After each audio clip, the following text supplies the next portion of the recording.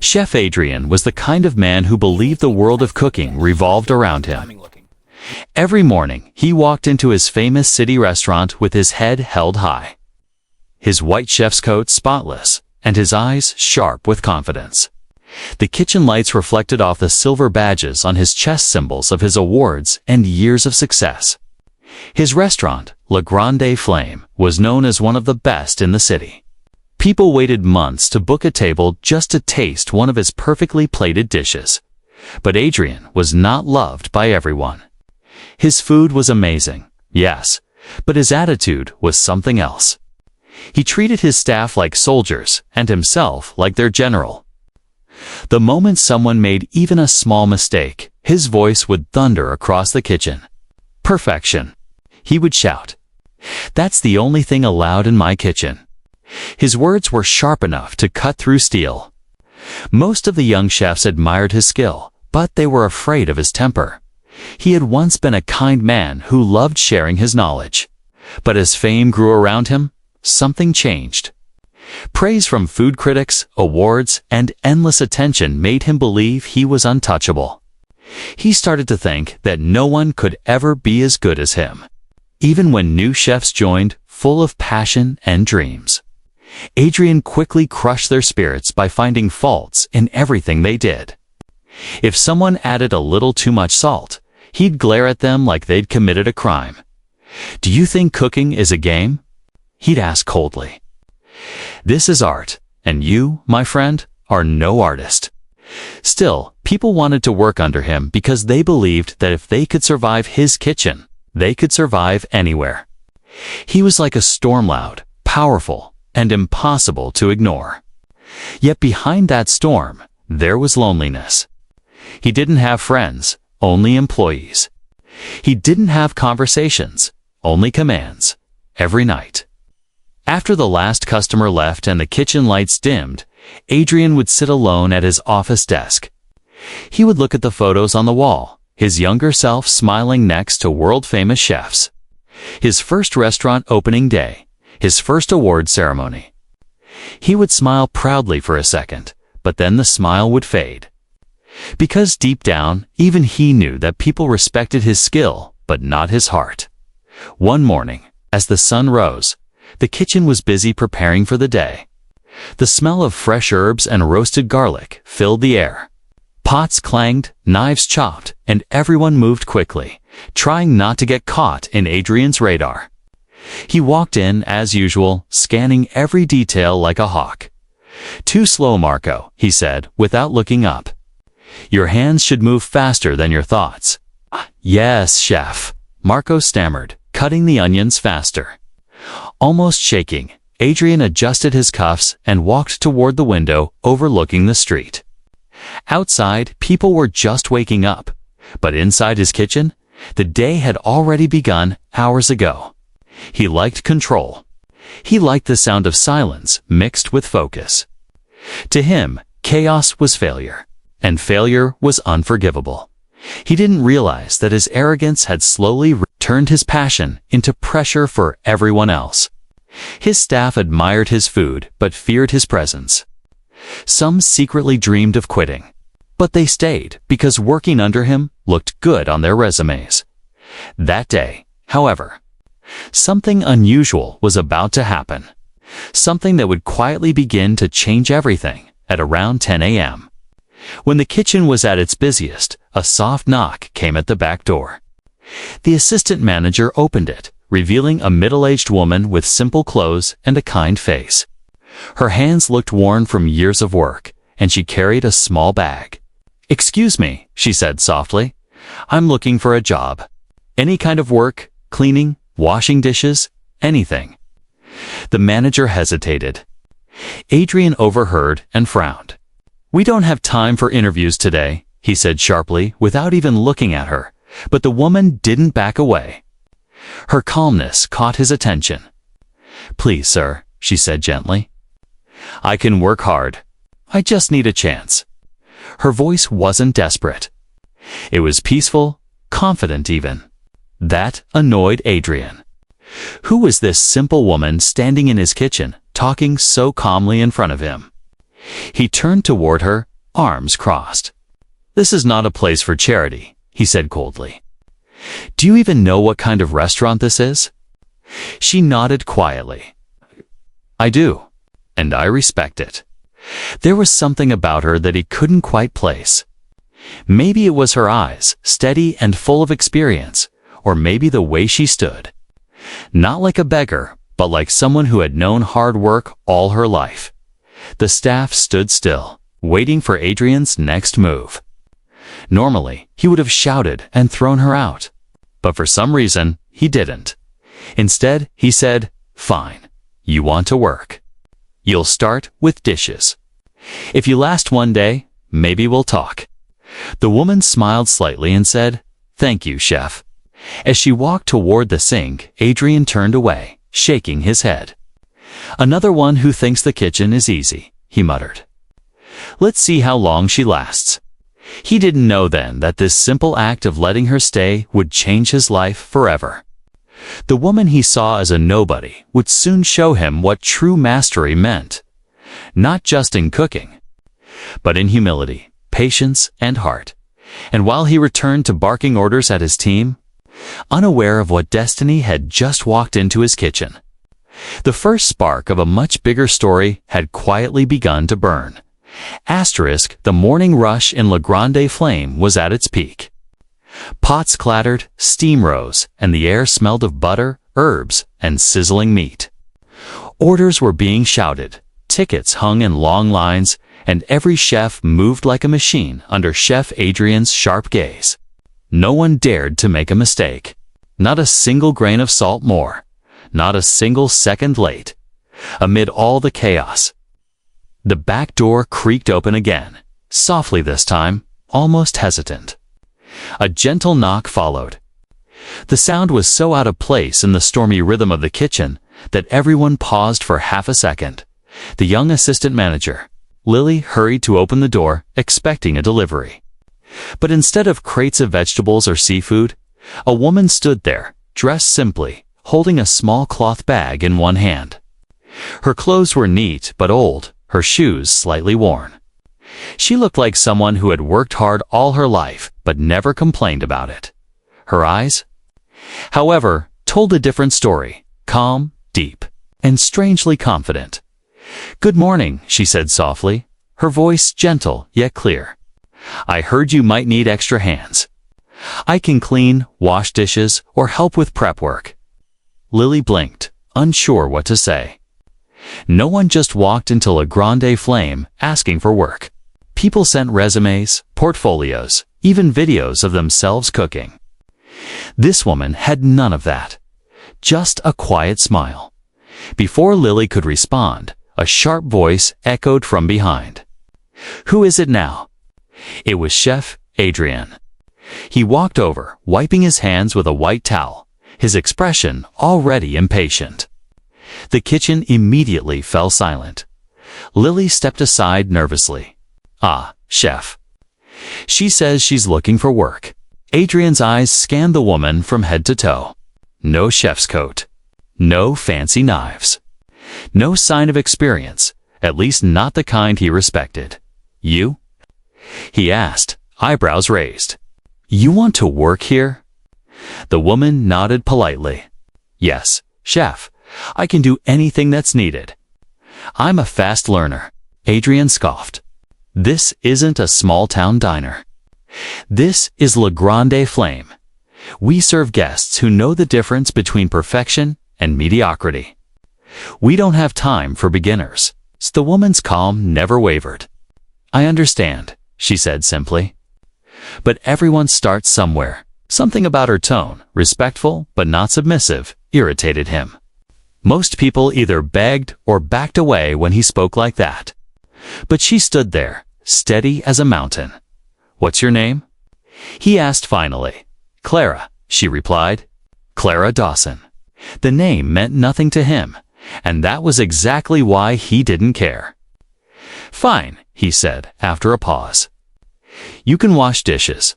If you last a day, we'll see." Lily looked surprised. Adrian never gave chances like that. But perhaps he was curious. Or maybe he wanted to prove a point that not everyone could handle his kitchen. Clara smiled softly. "Thank you, chef." She walked in quietly, setting her small bag near the sink. The kitchen staff exchanged glances. Some whispered under their breath. "Poor woman," one said. "She won't last an hour," another added. But as the day went on, something unexpected happened. While others worked with tension in their shoulders and fear in their eyes, Clara moved with quiet focus. She washed dishes quickly but carefully, never breaking a plate, never leaving a spot. When she finished, she didn't stand idle. She started organizing the counter, cleaning spills, and even helping prep vegetables without being told. Her hands moved with experience, not the clumsy rush of a beginner, but the confident rhythm of someone who understood the heart of a kitchen. Adrian noticed. He didn't say anything, but his sharp eyes caught everything. The way she chopped onions evenly. The way she cleaned her station after every task. The way she observed the chefs with quiet interest, as if memorizing their moves. By lunchtime, the restaurant was full. Orders flew in faster than usual, and the pressure doubled. Adrian's voice grew louder, his commands quicker. The air was thick with tension. In the middle of the chaos, one of the sous chefs accidentally dropped a pot of sauce. It splashed everywhere on the floor, the counter, even on Adrian's jacket. He exploded instantly. "What is wrong with you?" "That sauce takes 3 hours." The sous chef froze, terrified. Everyone stopped moving. It was the kind of silence that made your heartbeat sound too loud. Then, quietly, Clara stepped forward. "Chef," she said calmly, "I can make it again. I'll handle it." Adrian turned toward her, half in disbelief, half in anger. "You?" he snapped. "You don't even know the recipe." Clara met his eyes without fear. "Tell me what you need, and I'll follow." The staff held their breath. Adrian smirked. "You really think you can make my signature sauce?" She didn't flinch. "I can try." For a moment, Adrian considered throwing her out. But instead, a strange idea crossed his mind. A cruel test, maybe? He wanted to show everyone that experience mattered more than confidence. "Fine," he said, his tone sharp. "Let's see what you can do. You'll prepare the base yourself. If it's ruined, you're done. Understand?" Clara nodded once. Understood. As she turned toward the stove, the staff whispered again. "She's finished," someone muttered. Chef Adrian's sauce is impossible to copy. But Clara didn't seem nervous. Her hands moved gracefully, her eyes focused. She picked up ingredients without hesitation, measured spices perfectly, and stirred the pot with calm, steady rhythm. The smell began to fill the air, rich, deep, and somehow familiar. Adrian stood there, arms crossed, watching closely. He didn't say a word, but something inside him shifted. The aroma, the timing, the way she tasted the sauce with a spoon and adjusted it slightly. It was almost professional. Too professional. He narrowed his eyes, trying to understand who she really was. But for now, she was just a dishwasher to him, one who was starting to stir more than just sauce. The next morning. La Grande Flame was alive before dawn. The kitchen lights glowed softly against the silver counters, and the smell of fresh bread and herbs drifted through the air. The staff moved like clockwork, but something felt different today. There was a quiet curiosity hanging in the air. Everyone wanted to see what would happen next between Chef Adrian and Clara, the woman who had somehow survived her first day in his kitchen. Rumors had already started to spread. "Did you see how she made that sauce?" One cook whispered. "It tasted almost like chef's own recipe." Another added, "Almost." It was better. They chuckled nervously, careful not to let Adrian hear them. Chef Adrian himself was unusually quiet that morning. He sat in his office, sipping black coffee, staring at the list of recipes pinned on the wall. His mind wasn't on the menu. It was on Clara. Something about her bothered him. How could a woman with no professional background cook with such precision and calm? It wasn't luck. It was skill. But skill like that didn't come from watching YouTube or reading cookbooks. He tapped his pen on the table. A sly idea forming in his mind. When the staff gathered for the morning briefing, Adrian stepped out, his voice sharp and commanding as always. "We're expecting a full house tonight," he announced. "No mistakes, no delays." Then his eyes fell on Clara, who was quietly wiping down the counter. "And you," he said suddenly, pointing at her. "You're going to do something different today." Clara looked up, surprised but calm. "Yes, chef." Adrian crossed his arms. "You made the sauce yesterday. Impressive. For a beginner. But I don't believe in coincidences. So today, you'll make something more complicated." The kitchen went silent. Everyone stopped what they were doing. Adrian smirked slightly, enjoying the tension. "You'll cook one of my signature dishes, truffle-infused lobster risotto. It's the most complex dish on our menu. Even my sous chefs struggle with it. Let's see if your luck holds up twice." Lily, the assistant manager, looked horrified. "Chef, maybe that's too much," but Adrian cut her off. "If she's confident enough to cook my sauce, she can handle this. Unless, of course," he said, looking at Clara with a half smile, "she's afraid." A few cooks snickered quietly. It wasn't every day someone challenged Chef Adrian, and now he was turning the tables. Clara didn't speak right away. She looked at the ingredients on the counter, the lobster tails, the black truffle, the arborio rice. Her fingers brushed the edge of the cutting board as if remembering something. Finally, she nodded. "All right, chef," she said softly. "I'll do it." Adrian raised an eyebrow. "You'll do it alone. No help, no advice. You have 2 hours before lunch service. Let's see what you can actually do." The challenge had begun. As the clock started ticking, the kitchen buzzed with energy. Some staff worked nervously. Others whispered bets about how quickly she would fail. But Clara paid no attention. She tied her apron tighter, rolled up her sleeves, and began. First, she prepared the lobster stock, roasting the shells to deepen the flavor, adding white wine, shallots, and herbs. The aroma filled the kitchen, and a few cooks exchanged glances. She wasn't guessing. She knew what she was doing. Then came the risotto. She heated the pan, added butter, and slowly toasted the rice until it shimmered like pearls. The sound of the sizzling grains was soft and steady, not rushed. She stirred gently, patiently, adding stock 1 ladle at a time. Every movement was measured, calm, and purposeful. Adrian watched from a distance, pretending to check on other stations. But his eyes kept drifting back to her.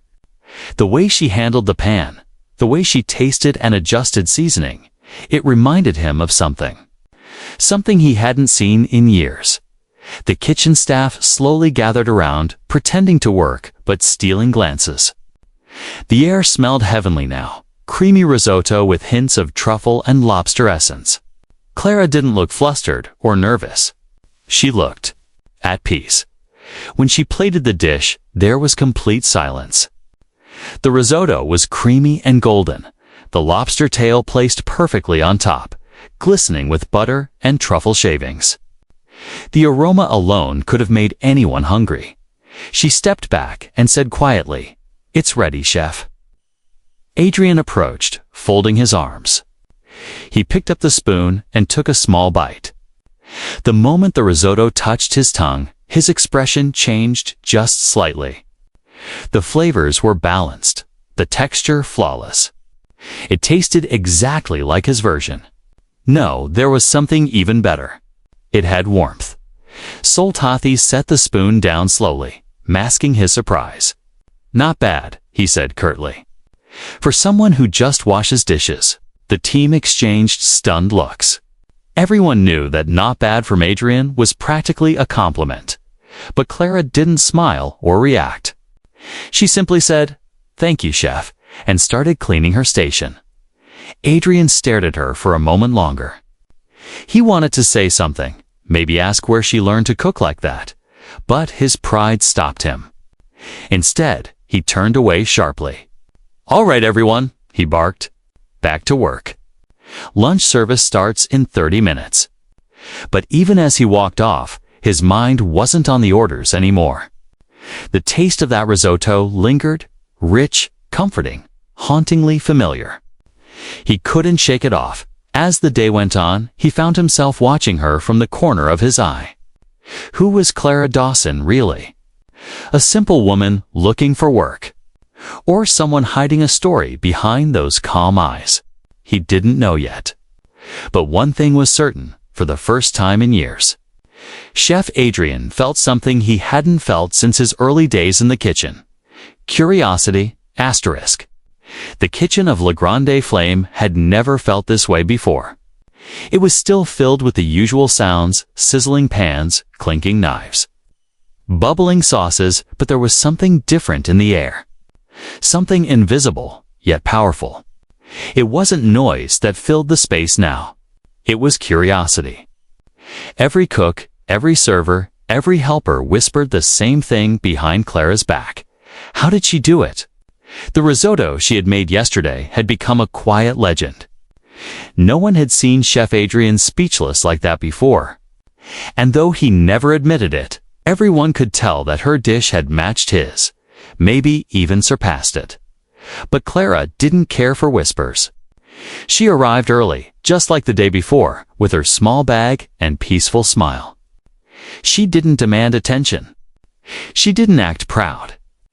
She simply went straight to her station and began working, chopping vegetables, cleaning knives, arranging ingredients neatly. The others started watching her more closely now. They noticed how she moved, never rushed, never clumsy.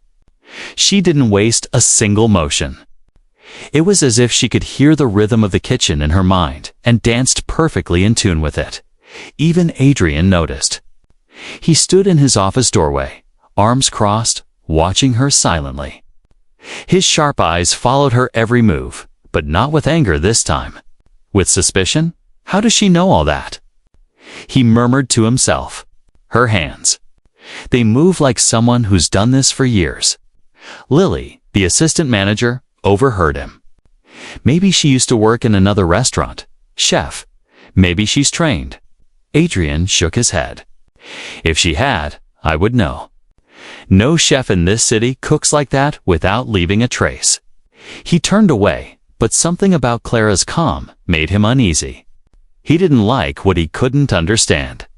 Later that morning, while the kitchen prepared for lunch service, Clara noticed one of the young cooks. Marco, struggling with a sauce that kept splitting. He looked frustrated, his forehead covered in sweat. "This is the third time," he muttered. "Chef's going to kill me." Clara walked over quietly. "May I see?" Marco stepped aside nervously.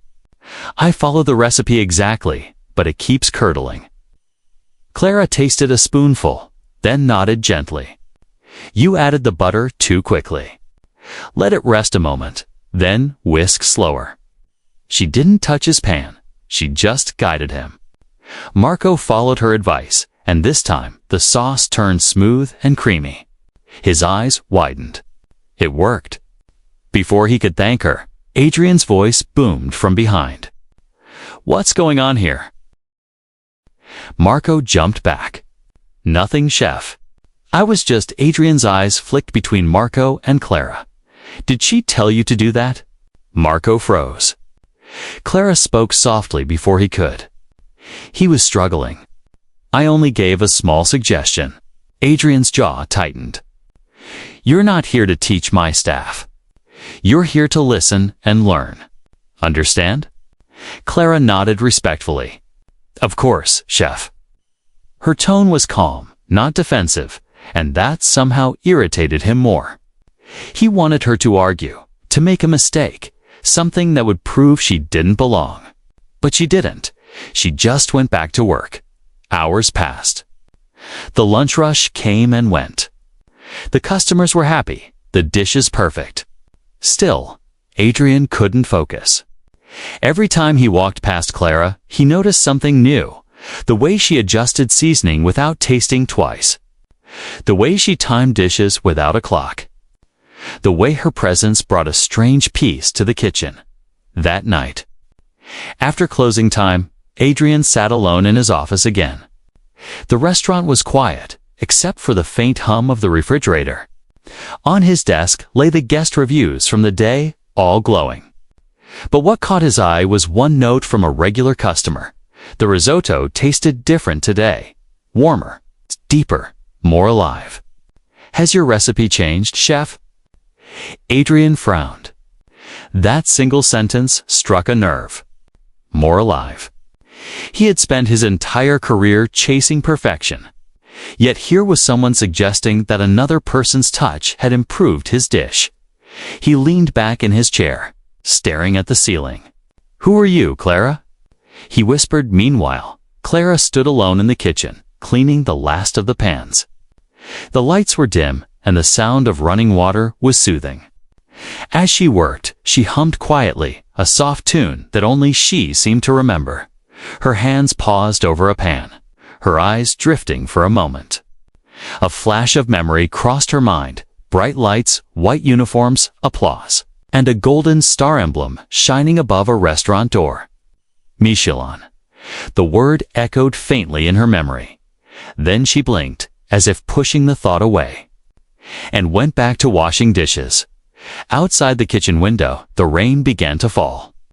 Each drop tapped gently against the glass, like a soft rhythm matching her movements. She didn't know that the same rhythm was echoing inside Adrian's restless mind. Upstairs the next day would bring the storm, one that would shake both of them. But tonight, there was only quiet. Clara finished her work, hung her apron neatly, and whispered to herself, "Every chef has their season. Some burn bright too fast, some learn to rise again." Then she smiled faintly, turned off the lights, and walked out into the rain, leaving behind a kitchen that would soon never be the same again. Asterisk. The rain from the night before had left the city glistening under a soft morning sun. La Grande Flame looked almost magical, the glass windows sparkling, the air crisp and new. Inside the restaurant, however, the usual tension returned as the staff prepared for another long day under Chef Adrian's command. But something felt different. The storm that was brewing wasn't in the sky anymore. It was inside the kitchen. Clara arrived early as always, her clothes slightly damp from the drizzle, her hair tied neatly back. She greeted the others with a gentle smile, then began her morning routine, cleaning her station, organizing ingredients, sharpening knives. There was nothing fancy about her actions, yet every move had purpose. Every detail a quiet perfection. Some of the younger cooks had started to admire her. They watched how she stayed calm when things got chaotic, how she helped others silently, without showing off. She had become like a secret mentor, not by position, but by example.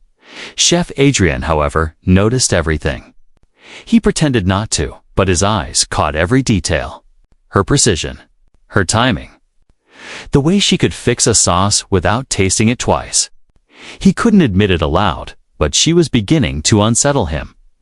During lunch prep, the air buzzed with activity. Orders had started to pile up earlier than usual, a sudden surge of guests, including a famous food critic known for his ruthless reviews. The moment Adrian heard the news, his expression hardened. "Everyone focus." He barked. "No mistakes. Not even a minor one. Today, perfection isn't optional." He looked around sharply, his gaze landing on Clara. "You assist me with the main course. If you're as capable as you pretend to be, this is your chance to prove it." Clara nodded simply. "Yes, chef." The clock began its race. The kitchen turned into a battlefield of sizzling pans, boiling sauces, and clattering utensils. Adrian moved fast, barking orders, adjusting plates, ensuring every dish left the counter flawless. Clara stayed beside him, silent and steady, anticipating his needs before he even spoke, handing him ingredients at just the right time, balancing the heat, checking the textures. "Pass me the thyme," Adrian demanded without looking. "It's already here, chef," Clara replied, placing it beside him. He blinked. That hadn't happened before. Usually, assistants fumbled, hesitated.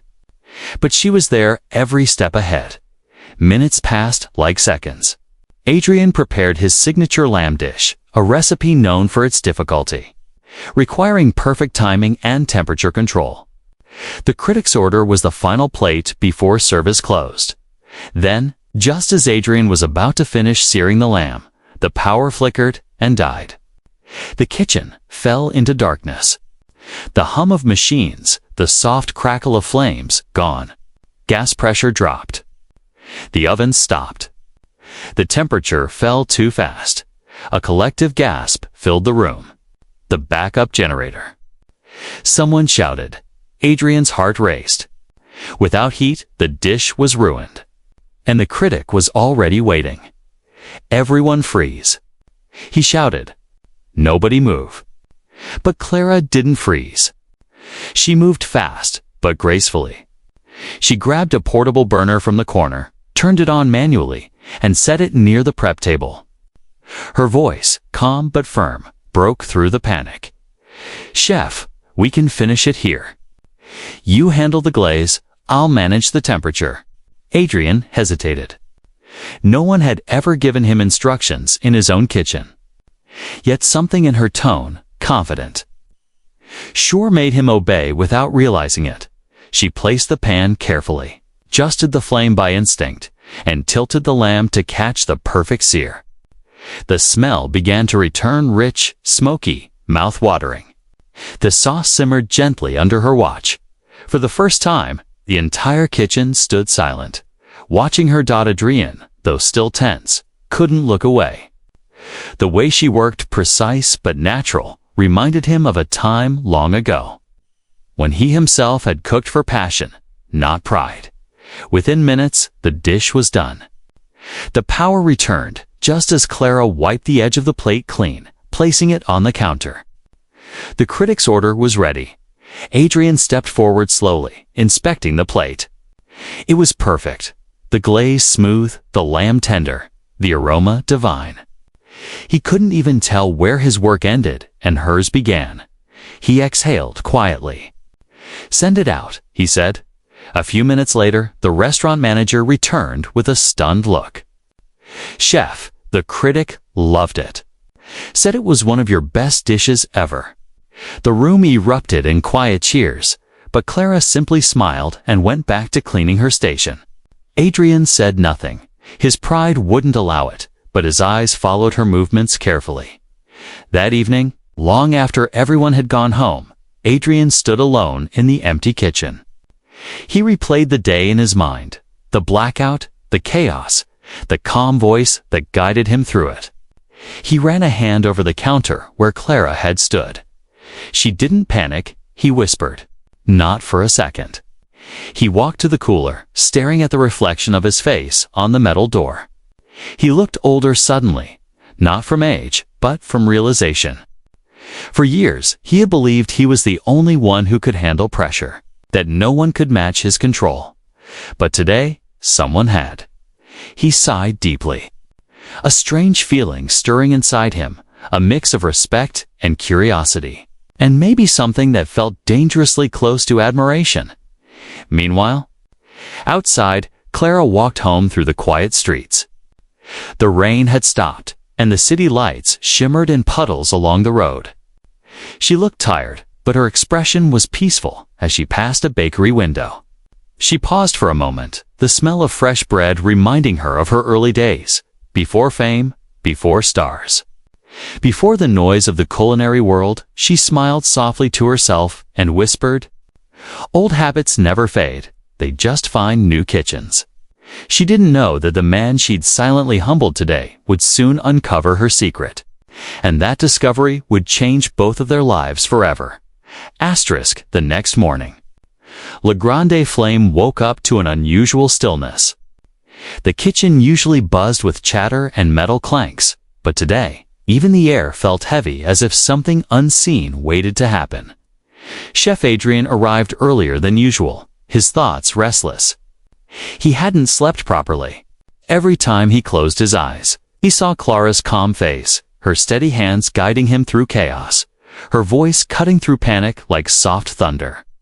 It irritated him at first, then it intrigued him. Who was this woman? He sat at his office desk, flipping through the morning papers and culinary magazines, searching for inspiration or maybe distraction. But his mind refused to settle. He kept replaying every detail, her knife skills, her flawless timing. The sauce that had his signature flavor yet somehow felt warmer. Finally, he muttered to himself, "No ordinary woman cooks like that." At that moment, Lily knocked on his door. "Chef, the restaurant owner just arrived unexpectedly," she said. "He wants to speak with you." Adrien frowned. The owner, Mr. Laurent, rarely visited without reason. A few minutes later, Mr. Laurent, a dignified man in his 60s with silver hair and kind eyes, entered the kitchen.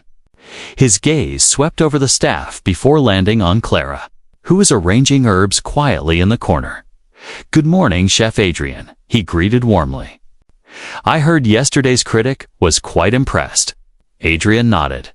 "Yes, sir." "Everything went well." "Excellent." Mr. Laurent smiled, then turned toward Clara. "And who might this be?" Adrien followed his gaze. "That's Clara Dawson. She joined recently as a dishwasher, technically. But she's skilled. Quite skilled." Something flickered in Mr. Laurent's eyes, a spark of recognition. He stepped closer, squinting slightly. "Clara Dawson, you said?" Clara straightened, her expression polite but cautious. "Yes, sir." Mr. Laurent stared at her for a long moment. Then, suddenly, his face softened. His voice trembled slightly as he spoke again. "I knew I recognized you." The entire kitchen froze. Even the sound of boiling stock seemed to fade. Adrien blinked, confused. "Recognized her? From where?" Mr. Laurent smiled faintly, almost with disbelief. "From Paris, 10 years ago. At Le Jardin Bleu? You weren't Clara Dawson then, were you?" A quiet hush fell over the kitchen. All eyes turned to Clara. She didn't move, didn't speak. Only her fingers tightened slightly around the knife she was holding. Adrien looked from her to the owner. "Wait, what are you saying?" Mr. Laurent took a deep breath. "I'm saying that this woman standing here, this so-called dishwasher's Clara Rousseau. The Michelin Star Chef from Le Jardin Bleu. One of the youngest to ever earn it." The words hit like lightning. A collective gasp swept through the kitchen. Adrien froze, staring at her as if seeing her for the first time. "That's impossible," he said quietly. She was just washing dishes 2 days ago." Clara set the knife down gently and turned toward him. Her voice was calm, but there was a faint sadness in her eyes. "It's true, Chef." Mr. Laurent nodded, smiling warmly now. "I remember your signature dish, white truffle scallops with saffron foam. The critics called it art. Then, one day, you disappeared. No interviews, no explanations. Just gone." The room was silent, except for the faint sound of Clara's slow breath. "I left that life behind," she said softly. "After my husband passed, the fame, the stars, none of it mattered anymore. I just wanted peace. So, I started over. Quietly." Adrien's mouth went dry.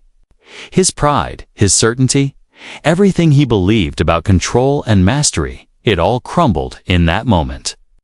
The woman he had mocked, ordered around, tested, she was someone the culinary world once celebrated. But why come here? He asked, his voice unsteady. "Why hide who you are?" Clara smiled faintly. Because I wanted to feel the kitchen again. Not the pressure, not the spotlight. Just the food. The heart of it. She paused, her eyes meeting his. I wanted to remember why I started cooking in the first place. The truth hung in the air like a revelation too heavy for words. Adrian felt a mix of awe and shame. Every moment he had doubted her replayed in his mind the challenge, the insults, the arrogance. And yet, she never once fought back. Never once tried to prove herself. He swallowed hard. I'm sorry, he said quietly, the words almost foreign on his tongue. I had no idea. Clara shook her head gently. You don't need to apologize, chef. Sometimes we learn the most when we're humbled. I learned it the hard way once. Maybe you were meant to learn it now. Her tone wasn't cruel. It was kind. And that kindness stung more than any insult ever could. Mr. Laurent broke the silence with a warm smile. Well, I think Le Grande Flame just got a little brighter. Clara, I would be honored if you'd consider taking a position more suited to your talent. Clara looked thoughtful. Thank you, sir. But I'm not ready to step into the spotlight again. Not yet. Mr. Laurent nodded.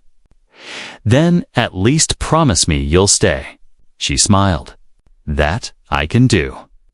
As he left, the kitchen slowly came back to life, but nothing felt the same. The staff looked at Clara with awe. Adrian, meanwhile, stood silently, still processing everything. He finally approached her, his voice low. Clara, if you ever decide to teach again, I'd like to be your student. She looked at him for a long moment, then smiled gently. Then start by cooking with your heart, not your pride. For the first time in years, Chef Adrian smiled, a real, humble smile. The revelation had changed everything. The kitchen wasn't just a place of orders and perfection anymore. It had become a place of rediscovery for both of them. And as the day went on, the rhythm of Le Grande Flame felt lighter, freer, and full of something it had been missing all along soul. Asterisk the next few days in Le Grande Flame felt different, not loud, not chaotic, but peaceful in a strange, beautiful way. The kitchen, once a place filled with tension and fear, now carried a softer rhythm. The clatter of pans and the sizzle of sauces no longer sounded like a storm. They felt like music, and at the center of it all was Clara. Everyone moved differently around her now. The same cooks who once whispered doubts behind her back now watched her with admiration, eager to learn from her calm, quiet mastery. She didn't bark orders or demand perfection, yet somehow, perfection happened when she was near Chef Adrian. On the other hand, was a man changed. He hadn't shouted once in 2 days, a record no one thought possible. His voice, which once cracked like thunder through the kitchen, had softened into something steadier. He still led, still demanded excellence. But the sharp edges of his pride had begun to melt. He started watching Clara, not as a rival, not as a mystery, but as a teacher. One morning, as the team prepped for the lunch rush, Adrian approached her quietly. She was slicing herbs with effortless precision. Each cut, so even it looked almost mechanical, yet somehow graceful. Clara, he said, his voice uncertain. Almost shy, she looked up and smiled. Yes, chef. He hesitated, the word chef suddenly feeling too heavy. Please, call me Adrian. Her eyes softened, and she nodded. All right, Adrian. It was the first time anyone in that kitchen had said his name without fear, and it felt like a small miracle later that day. Clara stood beside him during service. She didn't take over. She simply guided. When a young cook struggled with a delicate sauce, she leaned in and whispered, "Breathe. The food feels your panic." The boy nodded, slowed down, and somehow the sauce came together perfectly. Adrian noticed. "The food feels your panic," he repeated quietly to himself. He had never thought of it that way. For him, cooking was a battlefield. Fight the clock, fight the mistakes, fight the pressure. But to Clara, it was a dance. A connection after service. Adrian stayed behind as usual, but this time he wasn't reviewing papers or yelling at staff. He was cleaning quietly, methodically. Clara found him there, wiping the counters alone. "You don't have to do that," she said softly. He shrugged. "I used to think being a chef meant giving orders. But now I think it starts with doing the work yourself." Clara smiled. "That's how you earn respect, not by shouting, but by showing." Adrian paused, then looked at her. "Clara, may I ask you something?" "Of course." "When you left your world, the Michelin stars, the fame, didn't it feel like losing everything you worked for?" She thought for a moment before answering. "At first, yes. It felt like I was walking away from my identity. But then I realized I hadn't lost it. I'd buried it under expectations. Fame teaches you to cook for applause. But when you lose it all, you learn to cook for love again." Her words struck something deep inside him. For the first time in years, Adrian felt the sting of tears behind his eyes. He blinked them away quickly, pretending to adjust his apron. That night, after everyone left, he stayed behind again, not out of habit, but reflection. He walked around the quiet kitchen, touching the worn cutting boards, the pans blackened by years of service. Each mark, each scar told a story. He realized how much life he had spent chasing stars made of metal and glass, forgetting the simple joy that started it all, the joy of creating something beautiful for someone else. The next morning, something remarkable happened. When the staff arrived, they found Adrian already cooking, not giving orders, but preparing breakfast for them. Eggs, toast, and coffee. The man who once yelled for a crooked garnish was now flipping omelets and smiling. "Good morning," he said cheerfully as they entered, their faces stunned. "Eat before service. You can't create joy on an empty stomach." The team laughed, awkward at first, then genuinely. Clara watched from the corner, her smile warm but knowing. Change had come quietly but completely. Throughout the week, Adrian started inviting the younger chefs to experiment. "Try your version," he'd say. "Show me your flavor." The kitchen became alive with creativity, not fear. One evening, as the last customers left, Clara and Adrian stood side by side at the counter. The night was quiet, golden lights spilling across the stainless steel surfaces. Adrian broke the silence. "You've changed this place, Clara." She shook her head gently. "You changed it yourself. You just needed a reason." Aki smiled. "Maybe I needed a reminder. That food isn't about ego. It's about emotion." She nodded. "Exactly. Cooking is storytelling. Every dish tells who you are, not what you've won." They stood in silence for a moment, the hum of the refrigerator the only sound between them. Then Adrian turned to her and said, with genuine respect, "Thank you, Clara, for teaching me what no award ever could." She met his gaze and replied softly, "And thank you, Adrian, for listening." For the first time in years, both of them felt something real: peace. The fire that once burned from pride now glowed from purpose. The kitchen of La Grande Flame wasn't just producing food anymore. It was producing heart, and in that quiet, humble moment, among the smells of rosemary and roasted garlic, Chef Adrian learned the most important recipe of his life: how to be human again. Weeks passed, and La Grande Flame no longer felt like the same restaurant it once was. The sharp edges had softened. The kitchen, once filled with shouting and fear, now hummed with laughter, music, and quiet confidence. The walls that once echoed with anger now carried stories of growth, second chances, and the magic of rediscovering purpose. Every morning began not with orders, but with greetings. Adrian would walk in, not as a commander, but as part of a team. He'd smile, roll up his sleeves, and say, "Let's make something beautiful today, the chefs." Inspired by his change, worked harder, not out of fear, but respect. And Clara, the one simple woman everyone underestimated, had become the heart of the kitchen.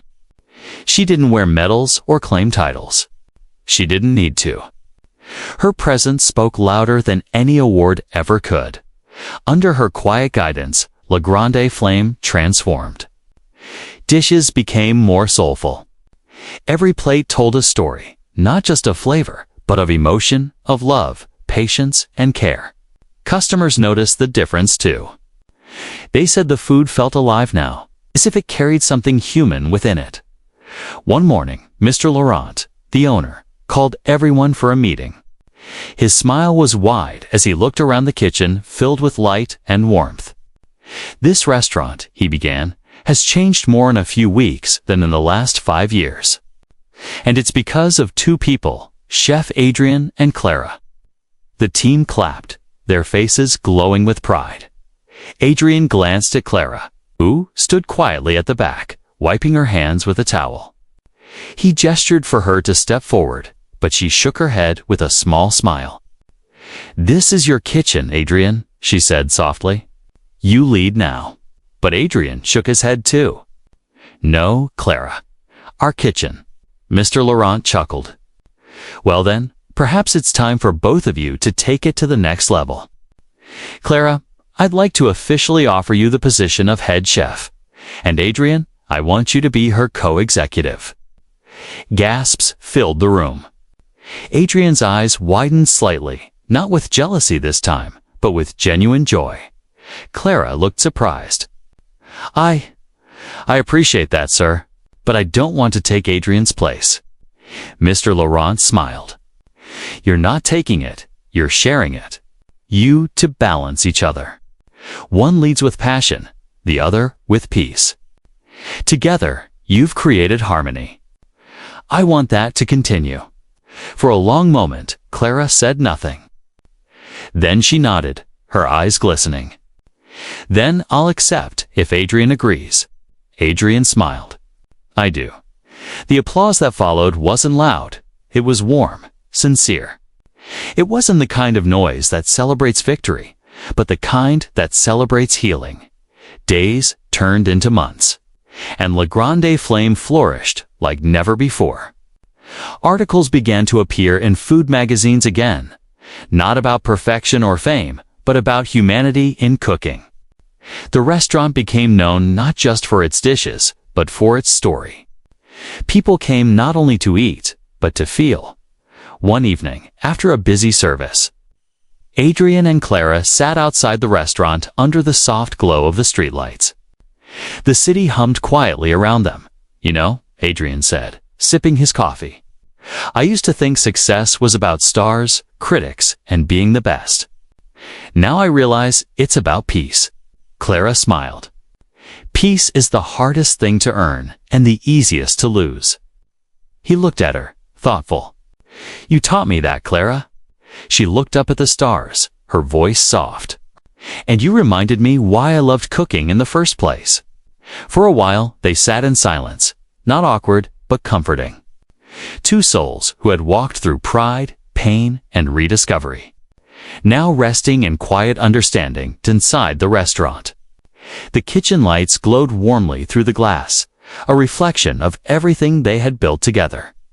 The once cold, metallic space now felt alive, almost breathing, filled with laughter, passion, and care. Before leaving, Clara turned to Adrien. "You know," she said, with a hint of mischief, "I still remember the day you challenged me to cook your risotto."